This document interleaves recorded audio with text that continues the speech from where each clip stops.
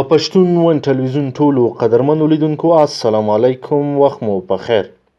ملګرو که چیرې غواړئ چې د کرکټ او همدارنګه د نړۍ له هرې تازه او پیښ څخه خبر شئ، زموږ چینل سبسکرایب کړئ او خوا کې ورسره د بیل نشان وهئ ترڅو زموږ هر نوی ویډیو تر تاسو در ورسیږي. ملګرو له هر څه مو د مخه تاسو ته ښه راغلاست وایم. د افغانستان لومړی مرستیال او معاون امرالله صالح سره څه شوي دي؟ د وژل شویو ساتونکو خپلوان 2 کلکې څپېړې وهلی دی. ملګرو راپور ته مو رابولم.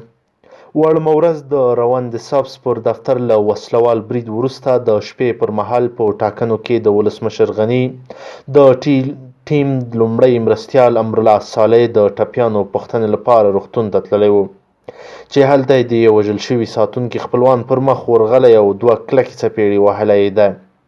امرالله صالح د برید ټوله کیسه نیویارک ټایمز ورځپاڼې ته کړې. د ورځپاڼې په تازه مطلب کې لیکلي کله چې د ساتونکو خپلوان په امرالله صالح ګزار وکړ، نو په دغه وخت کې امرالله صالح خپلو ساتونکو ته وویل پرېږدئ، د دې سړي درد ډېر دی، خپلوان او عزیز یې د لاسه ورکړي دي. سرچینه کاږي امرالله صالح دې سړي ته خپله ډکه ځانګړې وسله هم په لاس ورکړه او ورته یې وویل که دا خپل دې را ژوندی کېږي او زړه دې یخېږي ومې وله. خو دا سړی زړه نازړه شو او وسله یې بیرته ورکړه. صالح نیویارک ټایمز ته وویل په همدې روغتون کې د دې سړي له احساساتو وروسته یې د یو بل خپلوان هم مخې ته ورته راوړاندې شو او نوموړی له غاړې نیولی او کلک ګزار یې پرې کړی دی. خو صالح په عجیب انداز وایي ما خپلو غبرګو ساتونکو ته وویل هر څوک چې دلته پر ما ګزار کوي هیڅ به نه ورته وایئ، دا د دوی خپل حق دی، دوی باید د هیواد په وروستیو حالاتو پوه شي.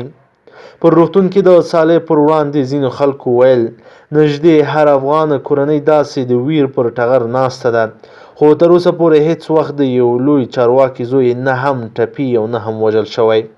په دې خبره سره امرالله صالح د احساساتي شوی او له خفګانه له روغتونه بیرته په نیمه شپه د کور په لور خوځېدلی دی.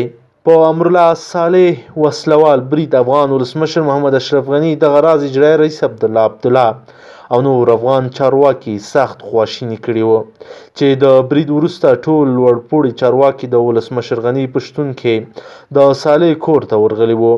د یادولو ده د امرالله صالح پر دفتر وسلوال برید کې نږدې 20 کسان ووژل شو او تر 50 پورې نور بیا ټپیان شو. د کورنیو چارو وزارت دغه برید په کلکو ټکو غندلی دی او په خبره یې په دې اړه به لا ډېرې پلټنې وکړي. ملګرو که چیرې غواړئ چې همدارنګه له سیاسي او له مهمو پیښو څخه خبر شئ، زموږ چینل سبسکرایب کړئ.